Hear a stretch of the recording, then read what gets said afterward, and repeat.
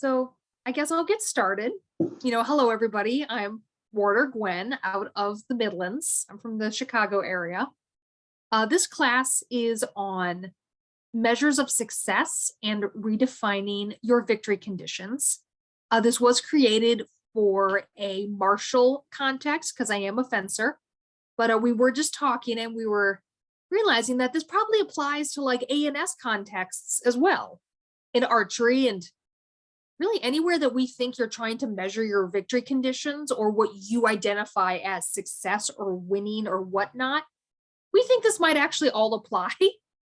I do have these slides up on the shared Google Drive. So anybody wants a copy of these, you can go there. Or if Google Drive is a little confusing for you, just pop your email in the chat and then I can send these to you as well. So, and also people, please kick in with questions. I love our audience participation, all that jazz.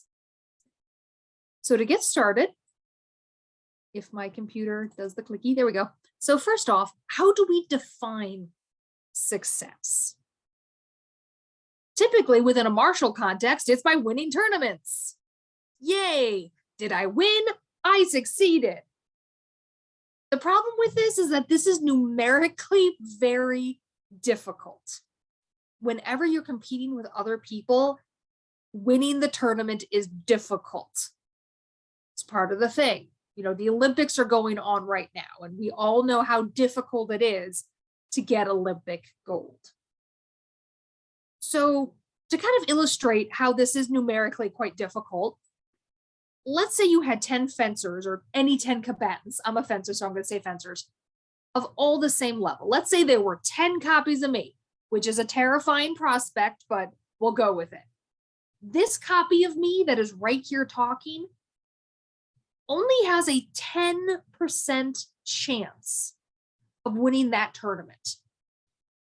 Those are terrible odds. And it's against 9 other copies of me, so we are all at the same level. So all other things being equal, I still only have a 10% chance of winning that tournament. And those are not good odds. So now let's say it's a bigger tournament. It's one of, the ones where everybody goes, and it's 40 fencers. If they're still all of the same level, you now only have a 2.5 chance of winning. If all things are equal, you still only have a 2.5% chance of winning. If it's a really big tournament, like for fencers, Festival of Maidens A game is like the tourney of the year, that's a 1.6 chance. Those are even worse odds of winning the tournament. And so then when everybody is not of the same level, the odds are further reduced. If you're a new fencer or you've been doing this, however many years, like if you're anybody other than those top combatants, and we all know who they are, your odds are further and further reduced of winning that tournament, even if you were having like the best day of your life, except for that limited number of top fencers, top combatants, top archers, top A&S people, whatever, your odds are really reduced if your definition of success is winning. So it's a terrible measure. Just winning is a terrible measure of success. Why? 1, your odds aren't very good. 2, it's an external measure of success.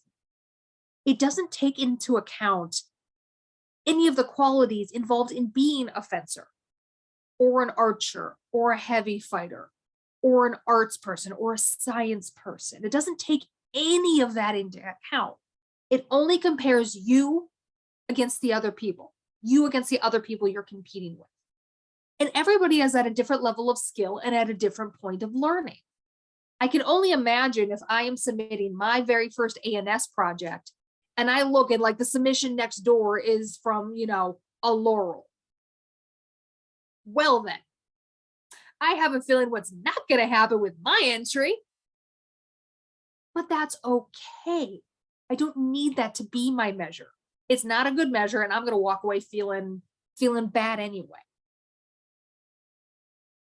So if these external measures, me against everybody else, are just not effective measures, the opposite then is going to be the better measure. That's the internal measures. These external measures don't differentiate your age, your skill level, what weapon you're using, except for by and large novice tourneys when we have that. Because everybody's at about the same level. That's the idea of that. But we don't have just the novice tourney, just the for fencers, Cavendish knot tourney, which is the next level up, just the bronze ring, just the mods, unless you're doing a pickup tourney. So with this, the best measure is in fact internal. The best person to compare yourself to is yourself. Because these internal measures are more accurate and they're more psychologically beneficial. You're not going to walk away from the tournament going, well, of course I lost. My very first pull was, Master Cecil or Master Anton. So of course I got knocked out. I see some people nodding because yeah, that's also happened to me. I'm like, yeah, tournament. Okay, who do I got? Master anybody. Shit. But these internal measures, me against me, more accurate and more psychologically beneficial. Why? Because it measures improvement. It measures me today against me yesterday, or last practice, or last event. So with this new internal measure of what is successful, we can redefine our victory conditions away from just winning. How do I do this? Before event day, set yourself some goals, or it doesn't have to be event day, whatever day it is. Set yourself some goals. Identify what you've been working on and focus on that. If I have been working on my cross parry or working on moving my feet, maybe that'll be my victory condition. So here's some examples. For fencers, because that's the thing I do, so that's the language I can talk. Did I start outside of measure? Did I start far enough out so my opponent can't just hit me? Did I keep that line closed so my opponent couldn't get me? Did I parry and transfer to my dagger like I've been practicing? Did I see the openings more often? Or my victory condition from that I was gonna have for maidens was, don't die because I didn't move my feet. I tend to plant my feet and then get into Rock'em Sock'em Robots. So my goal was gonna be, if I die, if I lose, make sure it wasn't because I planted my feet. That was my condition. That was my victory for the day. I'll use this for some future tournament because it's a good condition. So if you execute your goal, even 50%, even half the time, that's a good day. And if you didn't execute your condition 50% of the time, it still gives you data to work on for your next practice or your next project or whatever it is. One of the things I love post-event is the drive back home with my mod, Master Kai, and we talk about these victory conditions. Did you meet your condition? Yes, no. What do you think happened? I remember a trip home once where I was like, I did the cross parry or transfer to my dagger. I did it 7 times. Yeah, great. That's awesome. Why do you think it worked? Or these other times, why do you think it didn't work? It might have been, well, against these people it worked, but against, I'll use Master Cecil again, never worked against Master Cecil. Oh, well, Kai might say, well, Cecil, he knows X, Y, Z. So we'll work on that when we get to practice. Oh, good. Now I have new things to do, new lessons, new things to learn, new things to improve upon. I don't know how A&S judging works, but I imagine that there are comments. If anybody wants to jump in and educate me on how A&S judging works, please jump in. For the fair, it's against a rubric. So it's Okay. not you against others, it's you against a defined set of sort of categories and such. Okay. So you could actually set it to how you're doing against the rubric, completely independent of anyone else. That's awesome. Yeah. And then if you get more rubrics over events, you get to compare your rubrics. How am I doing? Yep. Oh, that's awesome. And you can choose a section too. I'm not sure how the mid-realm is on tier art. We have a rubric as well, but you can choose a section of the rubric. Like, I want to make sure I'm doing more things in period style, or if I'm not, I'm referencing the period style more. So I'm getting more of those points, not just I went to the craft store and got yarn and it's acrylic. Yeah. Yep, exactly. That's awesome. This transfers beautifully. Awesome. And so with really redefining your victory conditions, this is a concept that I was first introduced to by Master Kai. He is my teacher. We have been working together a long time. And then I went and saw the same stuff in the psychological literature and like the sports psychology literature. So he's clearly onto something. This really changed how I approach events. Because I get to an event and I'm good at fence and I'm hungry for it. But I realized no matter how far I got in a tournament, unless it was to win it, however far I got, I wasn't going to be happy because I always would have wanted to have been able to go one more fight. And for somebody else, that could be inspiring and that could, keep them hungry. For me, I just got discouraged and frustrated to where I was like, kind of not like, man, maybe I'm just not going to do tournaments for a while because I never have a good time. I always leave frustrated. And so then Kai, in his wisdom, said, well, okay, well, why don't we look at what your victory conditions are? And again, this all bears out in the sports psychology literature. So other people smarter than both of us, who also have the time and the funding, have confirmed this. And so when I go into an event, whether it's just pickups or it's a tournament, and I go in with this is my goal, which in the future will be if I die, make sure it's not because I didn't move my feet. No matter what result I got, I could still walk away feeling like it was a good day. Even if it was, you know what, I didn't attain that goal at all. It was only 10%. Well, okay, then that means I got some more work to do on this victory condition, is how I would walk away from that. So that really turned my events around, really turned my competitions around. So I imagine this would work for anybody in the SCA, whatever you define competition as. What is my victory condition? Maybe it is getting a higher mark for historical accuracy. Or I don't know what's all on the rubric, a higher mark for the quality of the research I did, whatever. If I can see those improvements, it's a good day. Because at the end of the day, we're supposed to be doing this for fun. In theory, that's why we're all here. This is what we do in our spare time if we're not having fun overall. It means we're doing something wrong. So let's adjust that because this is supposed to be fun. We're supposed to like what we're doing most days because yes, we do all get frustrated, in fact. So that's all I have in terms of slides. It is a short presentation. Usually I get a little more back and forth when in person. So if people are comfortable, please, I want to hear your stories. I want to hear your thoughts. Everybody's going to have some good nugget to throw into this. So please, if you are comfortable, go ahead. If not, put it in the chat and I'll read it out and just not identify it.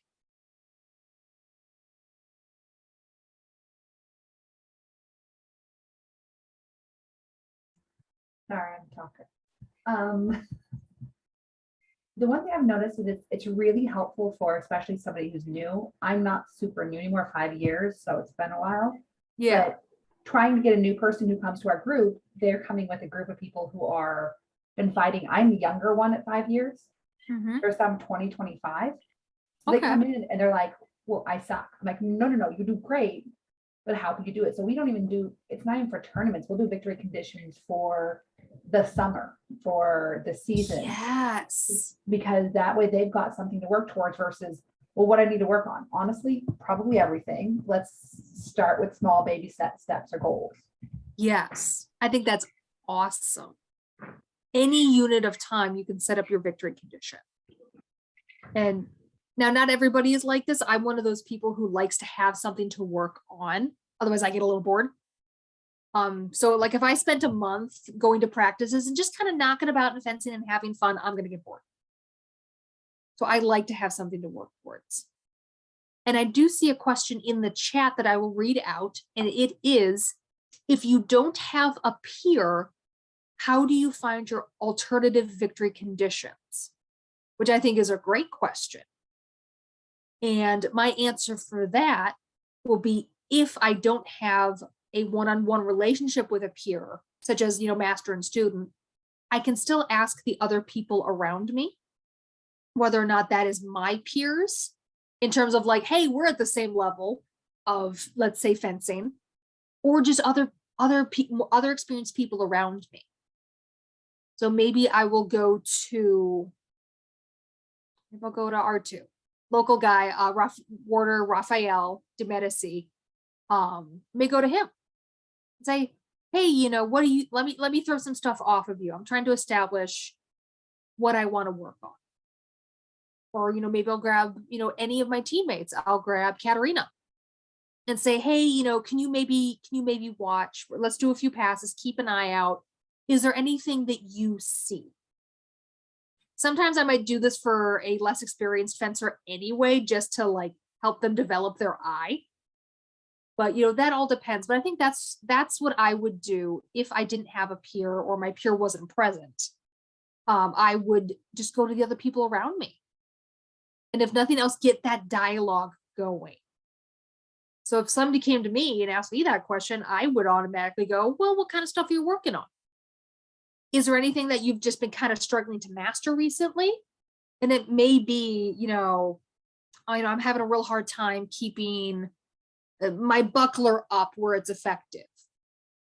Why don't we do that one then? Maybe decide all day I'm going to fight with the buckler, and that's going to be my goal. Or I'm going to do 10 passes with the buckler. And if I can keep my buckler up there 3 times, 5 times, whatever, I'm going to call it a win. That's how I would do it. Anybody else have ideas or insights? Sorry, me again. Yes.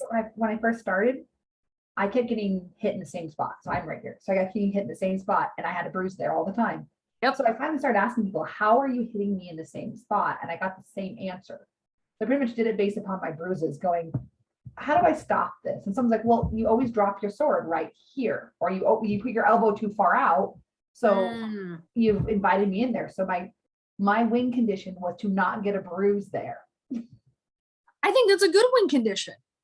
And I think that was also a good observation of yours to go, well, I have like this permanent bruise that I keep getting hit here all the time. So my victory condition is to not. Or ask someone who beats me all the time. And they go, okay, so what can you do? And most of the time, it's one of those, if you're in a group, they're your friends or people you work with, and they want you to do better, so they do better. So they'll tell you, honestly, I do this one move against you and you fail it and you fall for it every time. Yeah. So your victory condition is to, against that person, not fail it. Like we have one guy who's great to say, you fail it, here's how you beat my thing. Yes. You want to find people who are happy to share their secrets with you. I personally think that just improves the quality of the community you're in. I think that improves the quality of, in my case, the fencer community. I'm not the hottest stick on the list. Maybe someday I will be. I don't know.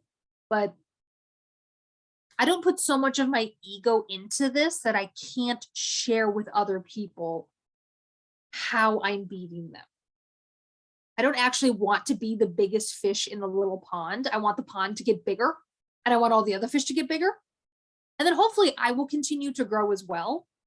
But if they surpass me, well, it just means I gotta, go home and eat my Wheaties or whatever the case may be. Um, in an earlier class I did, we were talking about just how much the rapier community has changed in the past decade. And I think this is one of the ways in which it has changed, that we do want to help everybody grow. Whenever I'm doing pickups, if it's somebody, heck, even if it is somebody I know, I will ask them, is there something you want to work on? Because maybe I can help them set that up. I can help them reach their victory conditions. And sometimes it's, yeah, I'm working on X. Okay, what can I do to help you? Sometimes the answer is just fight me.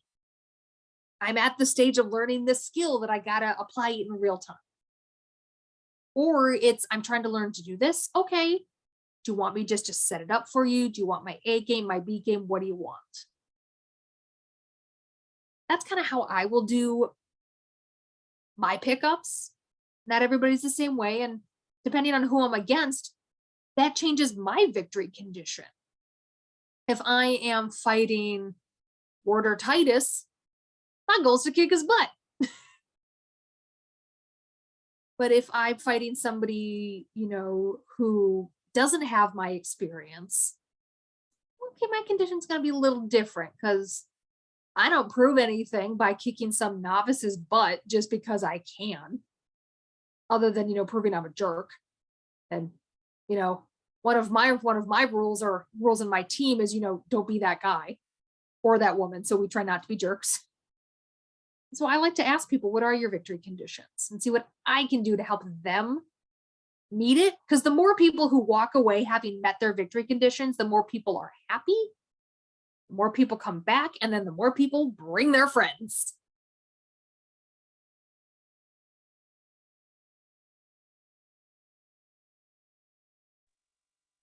Hey, Gwen. Hi, You hear me? good to see you again.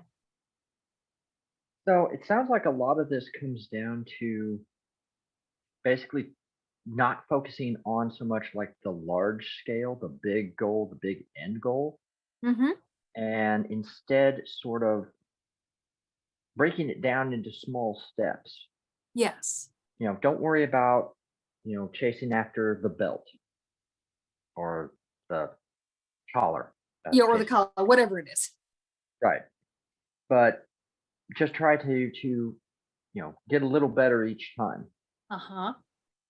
I know for me, my background is I came to the SCA, basically right after high school, and I've spent most of my life in the SCA. But I was a heavy fighter for over 15 years, and when I was just doing heavy fighting for myself, I had my own sort of internal goals, like what you talk about, Mm-hmm. and a lot of that just all changed when I took a squire's belt, or an apprentice belt, or a cadet scarf, or whatever you want to Yeah. call it. But when I got that, now I felt this intense pressure to perform, to Mm-hmm. show that I was making progress. Yeah. Not and we all get into that. I think a lot of times when we get into these peer dependent relationships, Mm-hmm. you're worried not only about showing your peer that you are paying attention, that you are listening, that you're worthwhile. I'm okay. I'm a good kid. I'm a good kid. Yeah. But then I'm the good you don't want squire. to embarrass. Yeah, you don't want to embarrass your peer either. And I think Yeah. that sort of pressure is present regardless Oh, of yes. your track. It doesn't Oh, matter if yes. you're, an apprentice, squire, or a protege. It's always there. I don't think it matters Um, if you have that official relationship or not. Whoever your mentor is, whoever is teaching you, I do think there is that pressure to make them proud, show that they made the right choice, show that you're worthy of their tutelage. Yeah, I think that does factor into it a lot. And because of that, that's, for me at least, and I'm sure this is not everyone, but for me, that's when that real motivation to win, actually win, not just do well, not just meet my own Yeah. goals, but win, really set in. Yeah. And that's also concurrently basically when my progress stopped. Yep. Funny how that works. Yeah, isn't it though? Funny that. And I think that, like I said, that shows up in everything. So it would not, it would apply both to a martial context and to ANS just as well. Yeah. Um, so I don't know that Yeah. there's any point to all that, just an observation. Throw No, out. I think that's a good observation.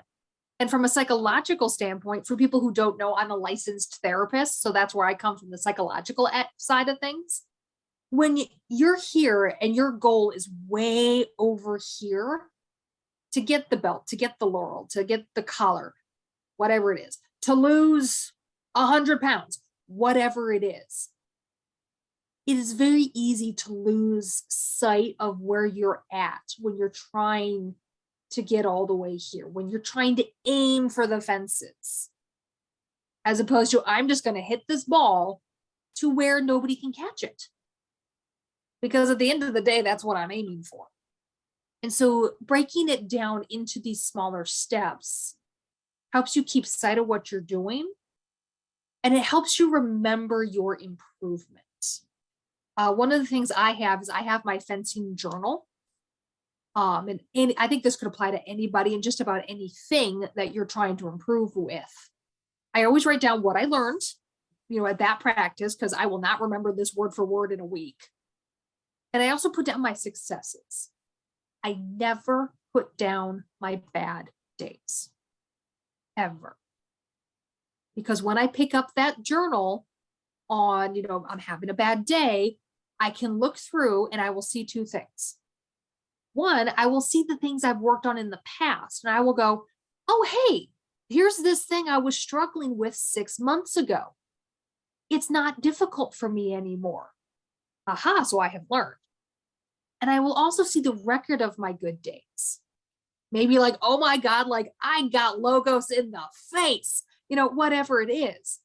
And I can look at that and go, I have had good days in the past. So it stands to reason that I will have good days again. Today's just not that day. And so that helps it put into context for myself. Because when I have a bad day, especially those days where I'm like, I have clearly forgotten everything I ever knew about fencing, which end of the sword do I hold? And I just feel awful. I can remind myself, no, you know what you're doing. You don't actually stink at this. You do, in fact, have some competence. And then for people who do have that mentor relationship, as Roland was saying, when you feel that pressure to perform, to show yourself worthy of them and for them. I definitely remember this was before before Kai and I started doing this victory condition thing. I can't even remember what event it was, but I lost every pass. It was a terrible day. I don't know what happened or why or where my brain was, but it was not at the event. And I just remember there were these bleachers and I walked off to have myself a cry because I apparently can't cry in front of other people. I find this super embarrassing. And one of my teammates was kind of going, where's Gwen? Oh, she's way over there. Maybe I'll go see. And I'm there, ugly crying because I'm not a pretty crier. I'm like a snot monster. And I remember going I'm an embarrassment to Kai. I'm a failure. And I felt awful.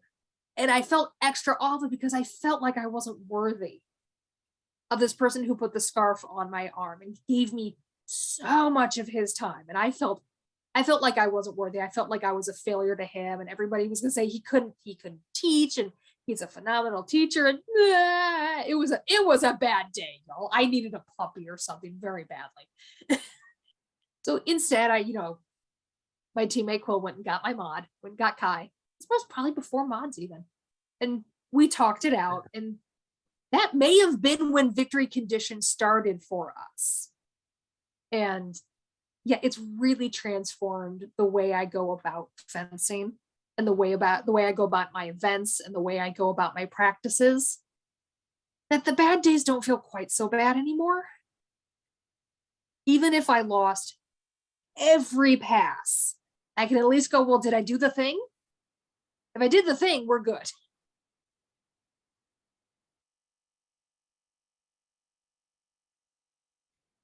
Hey, something else that kind of worked for me, and this is when I've come back to the SCA, not predominantly doing heavy fighting. I'm in rapier now, but that's not really the point.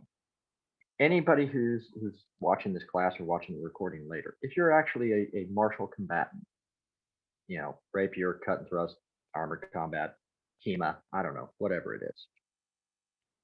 Something that I found kind of useful that helped me, up here was instead of focusing on the tournament wins, right? Because win loss, you go out there, it's one and done, right? Yeah.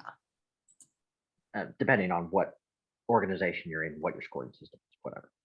So don't focus so much on the wins and losses, but like maybe when you're not in the tournament, when you're doing the pickup fighting afterwards or before, or if you're in HEMA, they every match is a number of passes. Keep track of that. So when you're actually in those pickups, and like Gwen was saying with a journal, right? You can actually journal this sort of a thing too, which is what I do. Is okay, I'm standing here, I'm looking at the field. Who am I going to fight next? Okay, there's that mod. There's that master of defense. All right, I'm going to lose. Okay, Roland, stop signing winning, lose. Go fight the mod.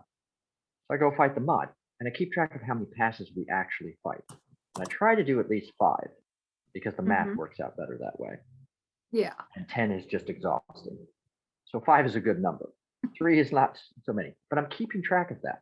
So out of 5, how many passes do I actually, land a point on this master of defense? This is someone who is clearly better than me by like several grades, right? But if I can put stick on them once, that's 20%. If I do it twice, that's 40%. Yeah. So now I've got this sort of metric. And again, this goes right back to break it down into little steps. Don't try to go out there and prove that you're good enough to be a mod. Go out there and see, well, where am I at compared with this mod? I'm at 20%. Okay, fine. Now there's some other mod. All right, let's go talk to the other mod. Let's fight 5 passes with them. Okay, I got 40%. Great. And as the day goes on, this all starts to average out. So now I've got an actual average, not what's in my head. Because in my mind, I'm always going to think about, I lost. I lost. Anyway, I think that's something great. that helps for me. Yeah. And I saw a question in the chat, which was victory conditions for a group, or say like when you're doing a melee. Yeah. And I'm going to give you Master Anton's answer, because Master Anton Dumouriez, for anybody who's outside the mid-realm, he wrote the book on Thieves of Hearts melee. And there was a time when the Thieves were the hottest melee team out there. And then we shared our notes with everybody else. Now we have to work a lot harder, which is wonderful. But the thing that he always told us were 2 things. 1, remember the victory conditions of that melee. Because it's not always kill everybody. It may be keep that flag. It may be get 3 people from point A to point B. Whatever it is, remember the actual victory condition. And the other one is, we're not warriors like in the the songs of old. We're soldiers and we have a job to do. So as long as you do your best to do your job, it is a win for you. So if your job, either as an individual fighter or as a group, because the Thieves, we always fight as a group, sometimes our orders from, say at Penzic, the Rapier Marshal is stand up that group over there. Don't let them don't let them advance. All right. There was one particular story that we love to tell. I'm not going to go wax poetical about it, where it was like 12 of us and like 12 ogres, like Order of the Golden Rapier. So like 12 people who were really good at what they do. This was before the mods. And our job was to stand them up. And we went, we are all gonna die. But if we can take some of them with us, we have done our job. And I don't know how we managed it, but we did. So the glory story is the next round they brought more friends and we still stood them up. And then they brought more friends and we still stood them up. But we died to a woman every single time. But our job was to stand them up, and we did. And so we're walking off the field being like, I died, yeah, and I'm walking tall because we did our job. So that's what I would do for a group, either, mostly in a melee. What is our job as a unit? And it can be a 2-person unit. Whatever your job is, if you do your best to meet that, to complete that job, you've won. Does not matter if everybody else on your team, on your side, totally failed. Doesn't matter if you did your job, it's a win for you, whatever the war point says.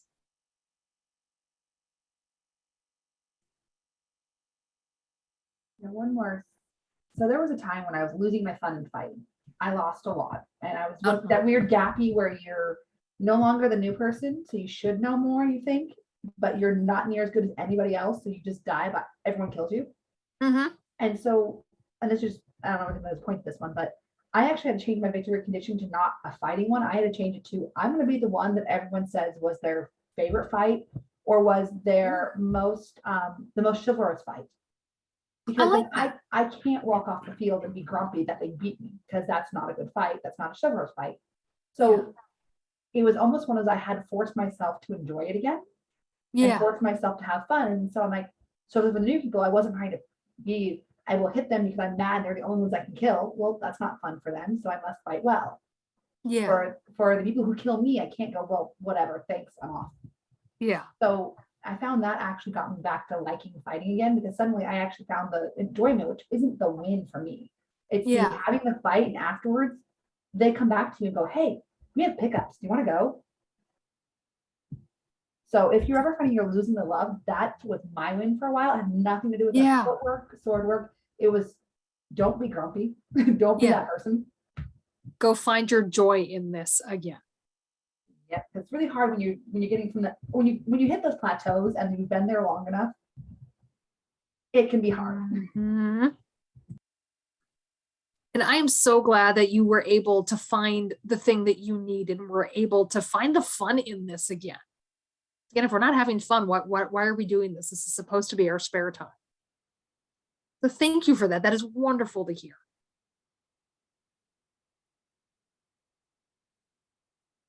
Anybody else? Any thoughts from the A&S side?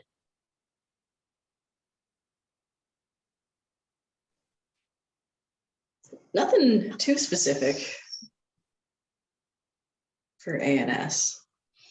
Well, I mean, what's a grumpy day in A&S look like? What's a bad day look like?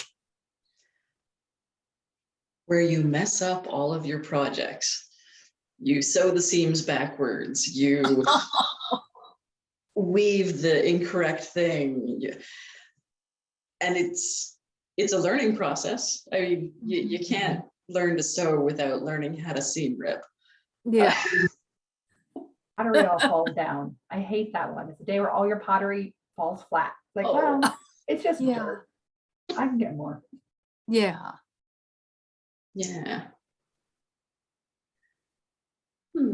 I think for me, if I'm thinking about sort of progress, I'm actually thinking about progress on a specific project.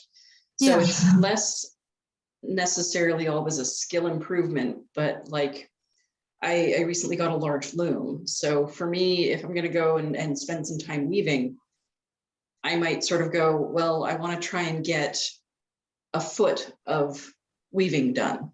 And that'll be a good day. As opposed to necessarily defining it on a specific skill. It's more, I want to get this much more of this project done. I like that. How How about like when you submit a project, do you ever get results where like you get the rubric and like, this isn't how I thought it was going to be? Screw the judges, what do they know? I have no idea. I've never done A&S, so please. It's for some of the competitions you do get a rubric. For some of them, it's like there's some A&S competitions where it's more of a populist choice, or it's less formal. And Okay. so for some of that, I think it might be harder to define against a rubric. It might be more of a, did I get, X number of people stopping by, or did anybody sign my little book that I left out for comments? Oh, okay. I think it might take some thought how to apply it to all A&S activities, but Yeah. I think it could be done. Well, what kind of comments do you guys like to see? Because not being an A&S person, I would come over and I would be like, "You so good." I refer to the ones that I like the most as actionable. So yeah. things where the comment gives me specifics on something to look into or something to improve, or it basically provides some assistance in figuring out the next step. Okay. Awesome. Yeah. I tend to like, we do a lot of populist choice around here, and it's really hard because not everyone has an actionable on the item you do, because it's a small group and you're like, I've never seen this before. I'm like, okay, I hear that a lot, thanks. But it's more of the, I will sometimes in those ones, especially populist choice, where it's very much of the shiny thing sometimes wins despite what's behind it. You could do, Yeah. I did 6 months of research on pottery periods in the Iranian Empire and what colors and stuff they did, or Chinese Empire. And they're like, great, it looks pretty. And I lost to someone who just picked up a pattern off of online and tried doing something for the first time, which happens. So in those ones, your victory win could sometimes be the, hey, I learned something new from yours. Hey, something I've never thought of before, something I learned. So you almost give them an action. That's the only way I've been able to find to win in that populist choice, because then it's just so up in the air of, and you want everyone to vote. But sometimes you're like, I know all the research I put into this, and I know all the research they put into that, and I appreciate their work, but I would be that Philistine, which I'll be like, this looks pretty. But if you said this looks pretty and I learned something new and I didn't realize they did this back then, I won. Because now you may one day look at that and go, I watched one of those before, and that's definitely Chinese pottery from the Qing Dynasty. Because someone one time showed me something. Yeah. Isn't that so cool? Hi, y'all. Can you hear me? Okay. I'm at work, so I apologize. I'm at my work computer, so I don't have camera. I just wanted to say, as a more service-oriented human being, who desperately wants to start fencing but is really bad at it, and so every time, I know, we'll talk. I was like, Gwen's my protege sister, so like it's a whole thing. But I, this is really helpful because like I am that gifted kid that normally picks things up really easily. And I get really frustrated when I can't do things correctly the first time. So fencing with me has always been a little, I have all the stuff. Like I literally own a complete kit and I just keep putting it off because it's, every time I go, I'm like, this is really frustrating. And I just want to go back to doing what I'm good at. And so it's been really helpful. Thanks, Gwen. You're welcome. And if nobody's told you, a lot of fencing is very counterintuitive. Because like if something's flying at your face, the impulse is to go, not the face. But the response in fencing is to go, not the face. Liu is a very good teacher, and he is my local person, and he is wonderful. I am just easily frustrated. So it's one of those, I'm a very type A person. Y'all probably know me, former Kingdom social media officer.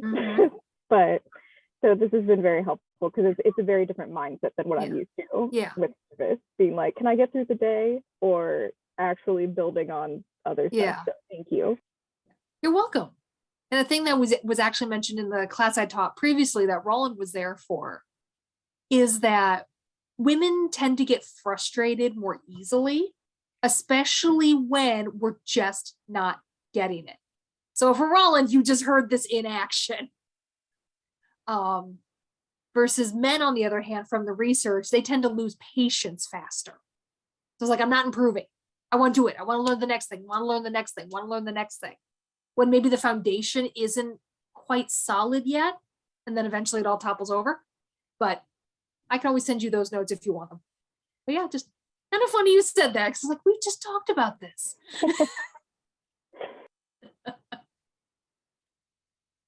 For the person who just said that you would love those notes, drop your email if you haven't already, and I will send those to you. I'll grab all of those emails when we're done. Thank you so much. My husband and I do the rapier group over here together, so we always love the men versus women spot. So we do a lot of I got so much to tell you. We get to love the, okay, like last night was the, which way does my wrist bend differently than yours? I don't know, hold a sword, let's go play for a while. So it's like, oh yeah, I'm over better, you're sideways better. Yeah. So the thrust of my research in the SCA is in improving how we teach. And of course, for me, it's fencing. And I've specifically been doing research on the psychology of teaching female and non-male fencers. It's a little hard to find research out of the male-female binary. There just isn't stuff there. So I'm trying to extrapolate from what I know from my clinical experience for people who don't identify as just male or just female. But that is my entire jam, and I would love to talk with you more about all of that. I got stuff to share. Oh, I love it. I put my in a chat. Awesome. Thank you. Thank you. So we have about 10 minutes before we are officially over. Does anybody have any last thoughts, questions, comments, or do we want to stop recording and then let people, get on to wherever they're going to go next? Right. Again, thank you, everybody, and, go have a good day.